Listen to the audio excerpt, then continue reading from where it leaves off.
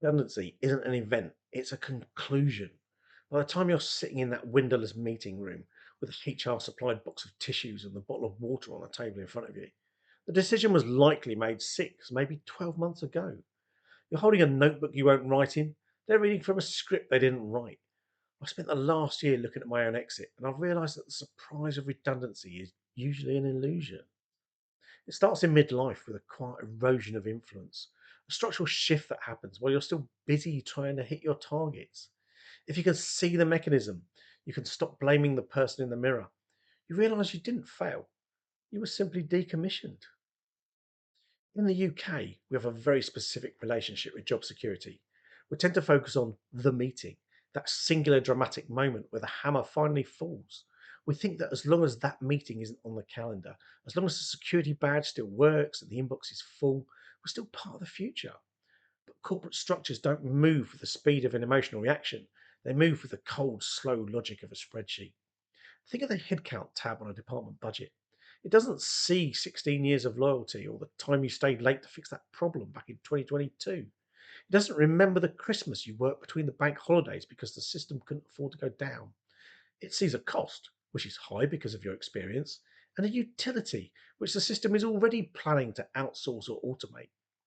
While you're going about your usual day, a finance director in another building has already dragged a formula across a cell with your name on it. No anger, no raised voices, just arithmetic. The decision isn't a conversation, it's a calculation that finished 6 months ago. When you're in your 50s and you've been at a firm for a long time, you're part of the furniture. But the thing about furniture is that it gets moved before it gets thrown out. It gets pushed into a corner to make space for something new. The signs weren't in the profit and loss reports, they were in the room.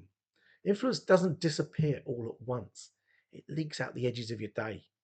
The meeting you used to chair is suddenly being handled elsewhere. The budget conversation happens without you. The new initiative is explained to you after it's already approved. Until one morning, you realise you're standing in a very quiet corridor. So, how do you actually spot redundancy before they name it? You look for the erosion of influence. It's subtle. Because you're a conscientious worker and a safe pair of hands, you often mistake it for a lighter workload or a vote of confidence in your autonomy. It might start when you're left off an email chain for a project you've handled for years. You assume it's an oversight, even send a polite message asking to be added back in. No one replies. Then a reorganisation happens where your responsibilities are split, or you're asked to report into someone significantly younger who doesn't quite have your technical background. You tell yourself it's just modernisation. Then comes a request. Can you just document your processes so the team has visibility? In the corporate world, this is framed as succession planning. To you, it feels like you're being helpful and collaborative. You think you're securing your legacy. In reality, it's the system quietly disconnecting your engine from the wheels. They're extracting your experience and downloading it into a manual so the process can continue without you. Once your knowledge is codified into a PDF or a shared drive, you've transferred your leverage to the company. You're essentially hand delivering the instructions for your own replacement while you're still being paid to stay. And the strangest part, you do it properly. You label the folders clearly, you make it easy to follow because that's who you are. There is a specific trap for those of us in our 50s who have reached a plateau, becoming too valuable to move. Management tells you that this is because they trust you. They give you the messy legacy projects, the systems that are decades old, the stuff that keeps the lights on but has zero future facing glory. You become the person who knows where the bodies are buried in the server room. You aren't being promoted, but you aren't being fired either. You're being park benched. While you're busy being the adult in the room, the new world is being built in rooms you aren't invited to. New hires arrive with titles that didn't exist when you joined. They use language that makes your experience sound historical. You're working harder than ever, often under more stress because legacy systems are prone to failure. But your strategic value to the company's 5 year plan is hitting zero. You're effectively the maintenance crew for a building the owners are already planning to replace. First realization I had that something might be shifting wasn't the formal email. It was a head office meeting appearing in my diary with an email that made attending feel non optional. There had been rumours for a while, those quiet conversations by the kettle that you put down as workplace gossip. You assume you won't be affected, not out of arrogance, just familiarity. You've been there a long time. You understand how things work. You feel embedded. I genuinely believed I was embedded enough to be safe. I trained many of my co-workers on the systems, and I looked at the complexity of what I did and assumed the cost of replacing me was higher than the cost of keeping me. It was a miscalculation, though, of how the machinery actually works. I was mastering a map of the past, while the company was building a map of the future. Information is the currency of influence. In a healthy position, you're part of the why. As the structure begins to shift, you're moved closer to the what. You're told what needs doing, but the context becomes thinner.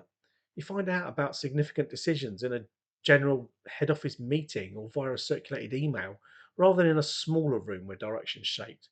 You start hearing phrases like strategic realignment without ever being asked what you think should be aligned.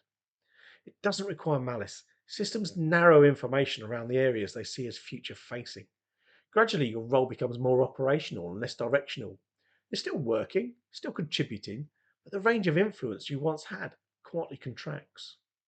It's a strange phenomenon in modern day offices, but when long serving staff are about to be rationalised, the language of the office often shifts towards fresh perspectives and innovation.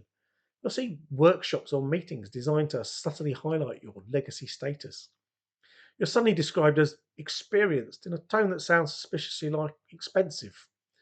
The underlying message is that the qualities you bring, stability, deep pattern recognition, and caution, are now blockages to the new way of working. They aren't saying you're bad at your job, they're saying the way you do your job is being replaced by a cheaper, faster, less experienced version. It's a psychological distancing.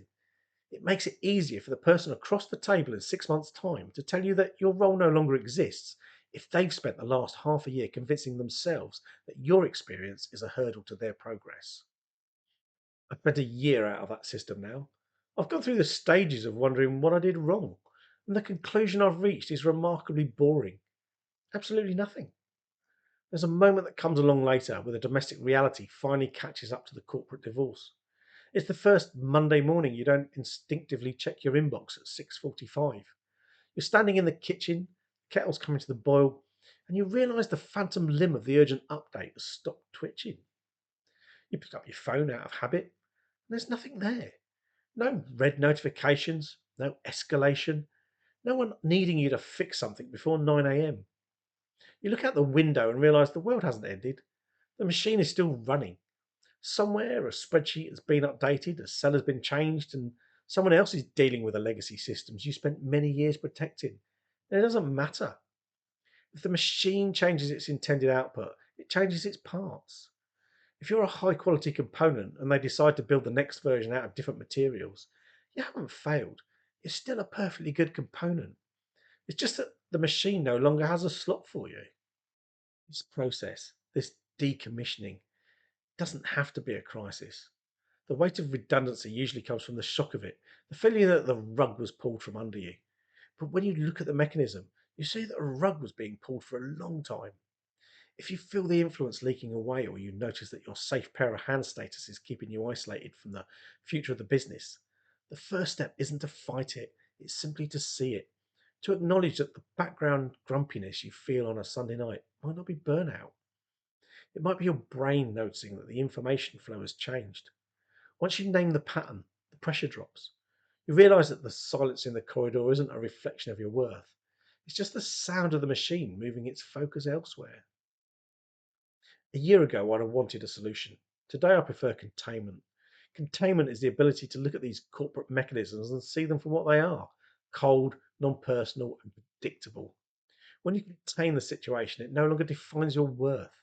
In that interval where the meetings are getting smaller and the requests for documentation are getting more frequent, you might find yourself sitting in the car for a moment longer than usual before going in. Engine off, hands on the steering wheel, not out of panic, but because something in you has already started detaching. You look at the car park and notice how quiet it feels when you're no longer trying to force your way into the center of a system that's moving away from you.